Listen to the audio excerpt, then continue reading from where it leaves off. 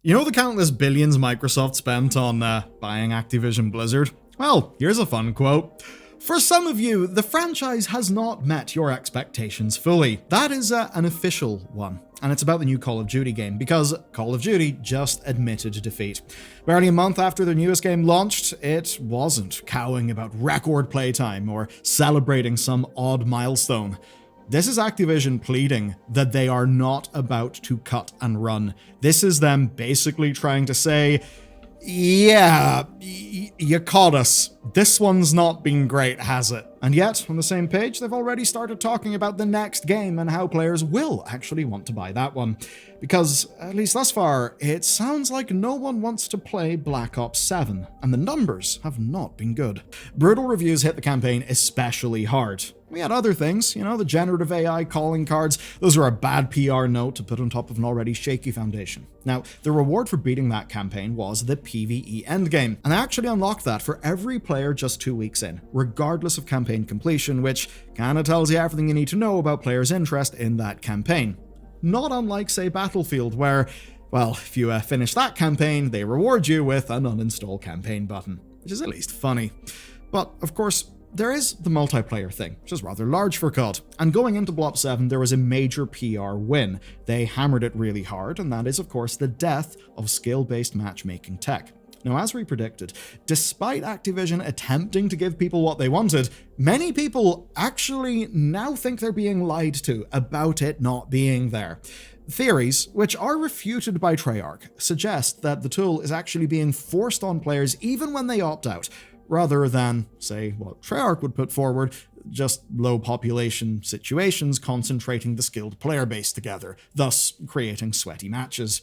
But it also doesn't help that, as the data suggested, many players do seem to want skill-based matchmaking. That would basically be because they're not in the top strata of players who benefit from skill-based matchmaking not being there in the form of pub-stomping matches. And what that has led to is Treyarch promoting the skill-based matchmaking stuff a bit more aggressively. And while all this mess is going on, the competition is surging. EA is crowing about Battlefield being the best-selling shooter of the year, but here's the important context. Call of Duty, at its weakest, is still the second most played game across both consoles in a given week. And yet, it does really feel like it's at its weakest. Even Activision now admits it. Now, you've probably seen that most of those Learn to Code quick courses are absolute bollocks. And that's why today's sponsor, Boot.dev, is literally built different. It's built specifically for us, for gamers. Their founder Lane reached out to me years ago because he's a WoW player and he was just starting out. And now, well, he's got over 750,000 students who've completed 33.7 million lessons. Now, I say this stuff having a BEng in computer science, and compared to my experience, man, Boot teaches incalculably better, and it sure doesn't cost what university did. Now, what they teach is back-end development. That's the kind that lands you 100k plus jobs, and they do it through a proper, structured 12-month paced program that is done like a community RPG. Now, you'll learn TypeScript, Go, and Python from the fundamentals through to building real projects. It ain't some learn to code in 2 weeks scam thing that, well, you see sadly far too often. Boot teaches the fundamentals that separate professional developers from just, people shipping slop. And what I love is that through their curriculum, you're learning a lot of very, very important languages, a lot of important technologies, but you're also learning some of the soft skills, the real materially important things like, say, actually being in the jobs market. And you're doing fun portfolio pieces, projects, things like, say, building a Pokedex. It's got the sauce. Now, you can get 25% off your first purchase by just going to boot.dev/bellularnews. The way to save the most money is to get the annual plan, because if you are not happy, they will refund you on the spot. 1 week after the start of Season 1, Activision released a statement about Blob 7 that basically reads like a plea for attention. Because by the sounds of it, people aren't really liking the game now that it's in its full flight. Here's the quote. For some of you, the franchise has not met your expectations fully. To be very clear, we know what you expect, and rest assured we will deliver and over-deliver on those expectations as we move forward. Of course, if you take a look around social media, Activision are blasting this as the largest season in Call of Duty ever. That statement they just made only matters if, people bother to pick up the game at all. And judging by the statement's big argument that a free weekend is coming so that people can, quote, experience the game firsthand and decide yourself, the impression is clear. They seem to think that the negative reviews, maybe a touch of the AI controversy, and maybe more important, franchise burnout, have kind of scared people off before they've even tried the game. Which obviously stings for them because they have put a shitload of resources into having a massive seasonal structure. Of course, if that seasonal structure doesn't get in players' hands because they didn't buy the damn thing, then yes, things will be quite bad for them. And to be honest, the marketing copy reeks of desperation. I think it was quite obviously written with an expectation that this is a Black Ops game, and those always sell absolutely amazingly, considering this one has a PvE endgame, has zombies, has all the bells and whistles you could possibly want. Yeah, I could see them saying unprecedented seasonal support, largest live season ever, as a triumphant victory lap. It does not ring the same now, though. And all of this may be a response to rumors that the first 4 months will be strong, but the later seasons may scale back ahead of the next game.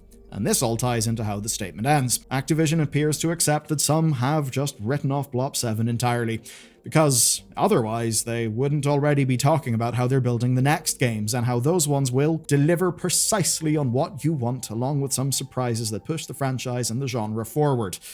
Okay, and this all starts with a new commitment, and here is their new commitment. We will no longer do back-to-back releases of Modern Warfare or Black Ops games. The reasons are many, but the main one is to ensure we provide an absolutely unique experience each and every year. We will drive innovation that is meaningful, not incremental. That sounds good, though honestly to me it rings hollow because I think we all know that Blob 7 and Modern Warfare 3 were basically just them trying to pretend that an expansion pack was a full game, and in the process, torpedoing the value of their brand by treating all of their customers kinda shit. None of their words come from a position of strength, but honestly, that's nothing new for Call of Duty this year. The problem started long before the reveal of Black Ops 7. I track daily active users, and all year Call of Duty's numbers have been quite low, lower than usual. That quote is from Christopher Dring of The Games Business, and it's him explaining COD's miserable year to his colleagues at Eurogamer. He notes some exceptions, that there was a great January, a boost in April and May, but broadly, this has been a weak year for the franchise in daily players.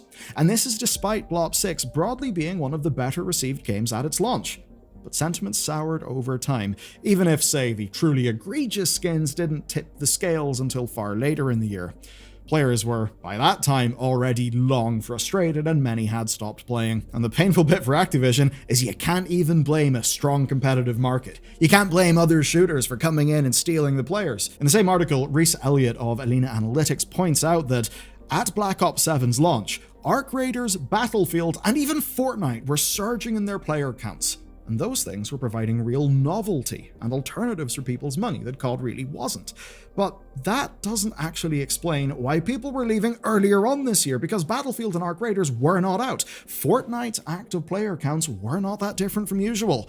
It wasn't people being pulled away by competing games. It was people being repelled by the Call of Duty they were being served. And now that we have numbers, I can give you a true sense of the scale here. So Alina's data suggests that Blob 7 sold around 401,000 copies on Steam in the first 26 days. That seems awful for COD, right? This is COD. It's always measured in millions.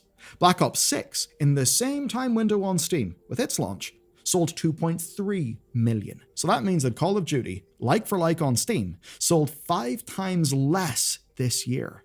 Which honestly is shocking. I knew the number would be lower, but I am actually shocked at how low it is. So, Activision had a weaker foundation than ever before with last year's Call of Duty game, and they basically wanted to release a second Black Ops game in 2025. Yeah, you can see how the maths would end up just going wrong, just from that, sales pitch alone.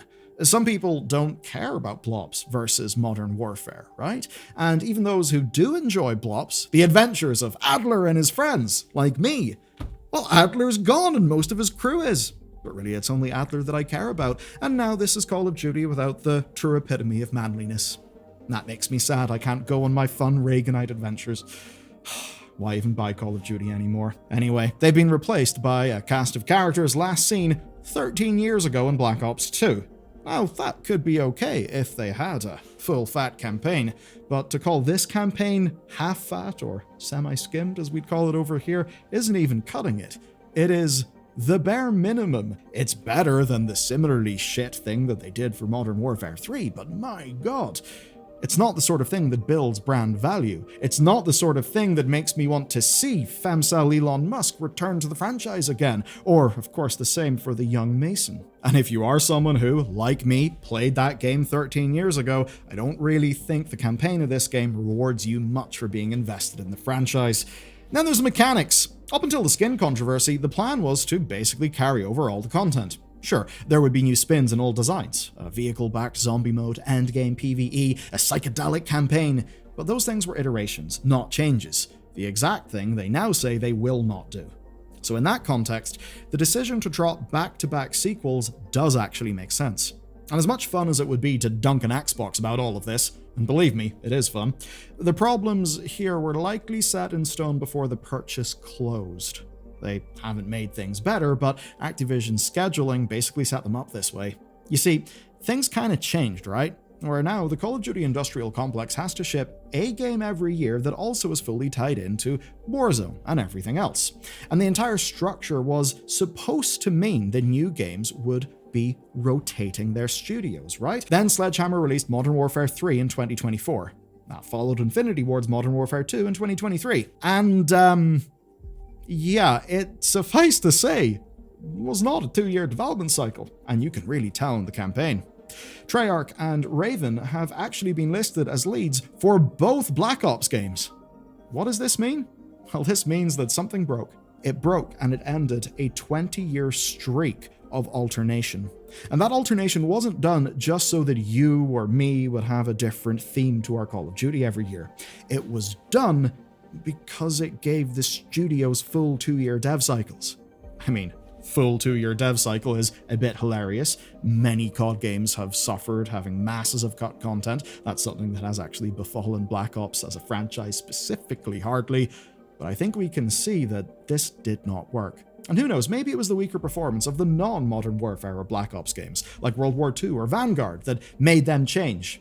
Or maybe, and this bit's a rumor, but maybe this was always the plan. Here's where the story gets real spicy. We already had a pretty good idea that Modern Warfare was set to return next year, so it's not like what they're saying here represents much of a change. Multiple rumors suggest a Korean-set continuation of the sub-franchise's narrative. So the immediate solution of no more back-to-back releases is a very easy promise to make, because it's what they were doing anyway. But it does mean that will be a new, novel option that will be more unique feeling next year, and that probably will be a good thing. Now, within the franchise's hardcore fans, the return of Infinity Ward may cause some concerns. I know, that may sound insane to many of the old-school COD players, but that's because Infinity Ward, I would say, have a traditionally weaker multiplayer offering, as is compared to the desires and preferences of the modern Call of Duty audience. But at the very least, it should be an easier product to sell to everyone else. But there's a question then. Why could it not have been this year's product? Why were Treyarch and Raven not given more time? Time to do a full video game, not one that has a campaign that basically just exists to check a box. Well, potentially the reason why is Infinity Ward getting a full 3 years to build this new game and, along with it, a brand new engine. And that might be very important to today's story. You see, there's that amount of evidence backing up rumors that Modern Warfare 4 will come with a complete engine refresh led by Infinity Ward. This obviously will be good for selling the game. I think we all remember with, say, the 2019 Modern Warfare remake thing, how it having a new engine just was massive, right, in terms of the game's marketing cut-through. But what this likely also means is it will be the moment where Call of Duty will finally leave the PS4 and the Xbox One behind. Activision say they're, quote, building for the next era of Call of Duty, so to just take that quote rather literally, I think it would mean having to drop PS4 and Xbox One. Because right now, what they're feeling is the downsides of complacency. The belief that people will just buy the next COD because it's the next COD and people always come and buy the next COD. 2025 has proved that many people will do that, but nowhere near enough. And that is absolutely amazing news. Think about, say, the big moments with Shepard. Think about the big narrative moments of your Blops 2, your Black Ops, your Modern Warfare 1 and 2, right? Think about the moments where it really seemed like those campaigns were crafted. That's the sort of thing that built the Call of Duty brand into something more than what it had been, right? and it also pushed the entire industry forward in terms of giving people a cinematic, thrillingly paced, set-piece-laden campaign.